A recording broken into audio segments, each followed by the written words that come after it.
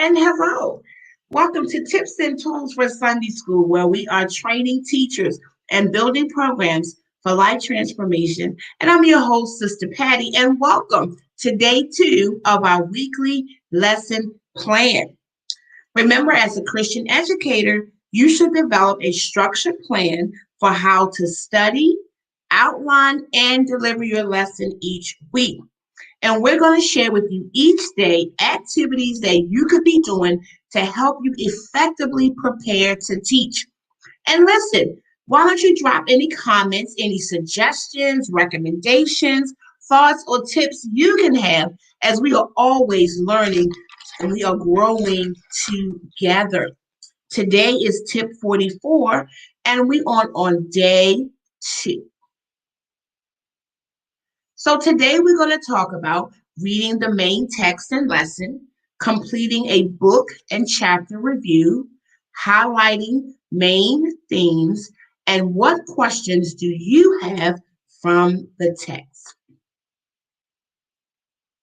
So as I said on yesterday, you should read your main text and lesson every day. That's always going to be the very first activity that you should do. So completing a book and chapter review. Now, when you complete a book review, this is literary analysis and a critical evaluation of the text. You want to know the who, what, when, where, why, and how of that book. Who is the author? Who's the audience? What's the genre? What's the major themes? When was it written? Where is Jesus in the text? That's always a key question. What is the purpose for this text? Is there any controversy around this text? People arguing about who the author is? Are they arguing about when was it written? These are things in a book review that you do to help bring context to the scripture that you're reading. Also, then go to your chapter. Your particular chapter, where does it fall in the book outline? How does it play with what happens before and what happens after that particular chapter? Is there any other parallel scripture in that chapter review that you could read that brings, again, context to the text?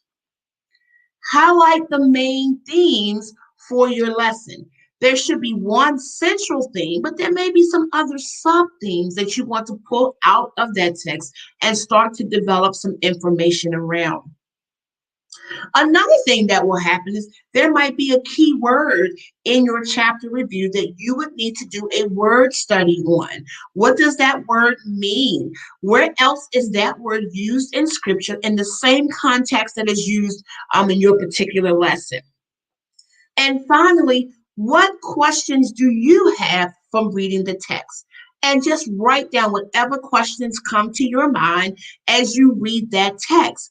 And that will give you some groundwork as to these are the questions that you will answer during your study. So thank you for joining us as we reviewed our day 2 of our weekly lesson plan. Thanks for joining us at Tips and Tools for Sunday School, where we are training teachers and building programs for life transformation, and we will see you next time.